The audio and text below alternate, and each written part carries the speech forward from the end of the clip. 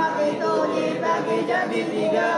Satu kalimat fi'il artinya benda.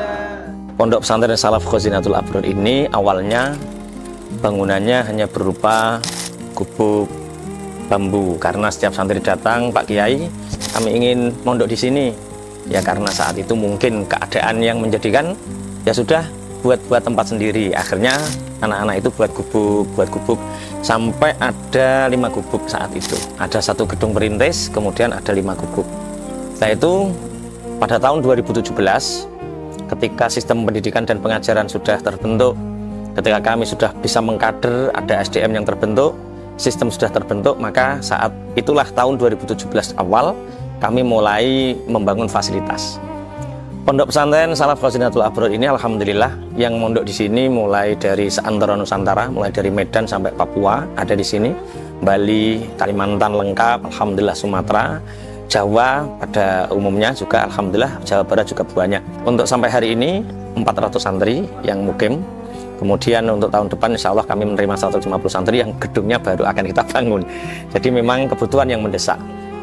Apa keunggulan pondok kami dibanding dengan metodologi pendidikan yang lain? Pondok pesantren kami ini pondok pesantren salaf. Otomatis di sini totalitas anak-anak 24 jam tafakuh fiddin.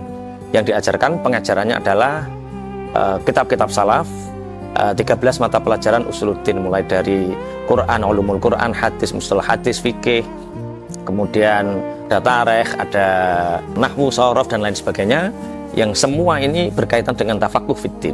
Jadi kami mencetak kader-kader yang tafakuh fiddin. Kemudian dari sisi pendidikan, pengajarannya salaf tapi pendidikannya modern. Pendidikan itu dalam konteks paradigmanya, pola pikir mereka, cara hidup mereka layaknya orang-orang yang berpikir modern. Pakaian mereka, kebersihan mereka ini modern. Maka orang-orang menyebut pondok salaf Khazinatul Abror ini adalah pondok salaf modernis. Kami menggunakan 5 metodologi pembelajaran. Di antaranya yaitu ada klasikal sebagaimana pendidikan yang lain. Guru menerangkan pada murid, dibentuk kelas-kelas sesuai kemampuannya. Yang kedua adalah sorogan. Ini khas salaf. Salaf itu pasti ada sorogan.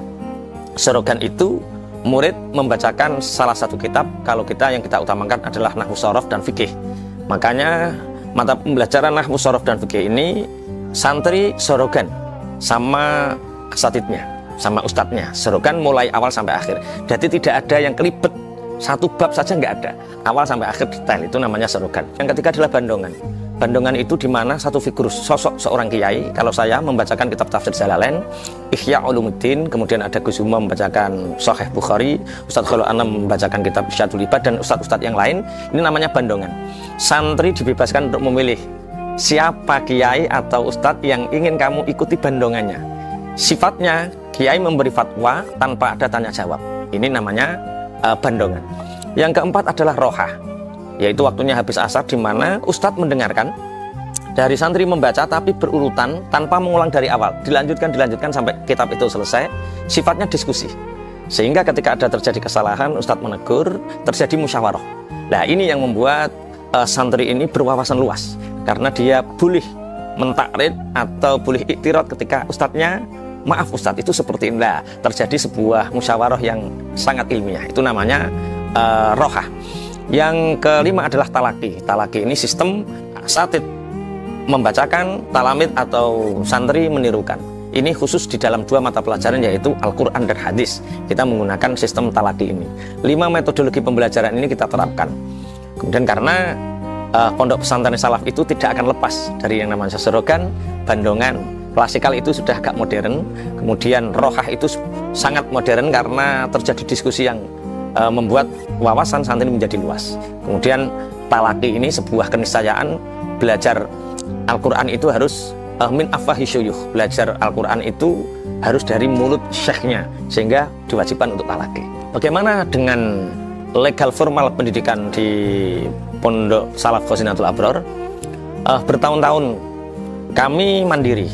Kami punya keyakinan bahwa ijazah itu tanda pernah sekolah, tanda pernah bersekolah di situ, tapi belum tentu belajar.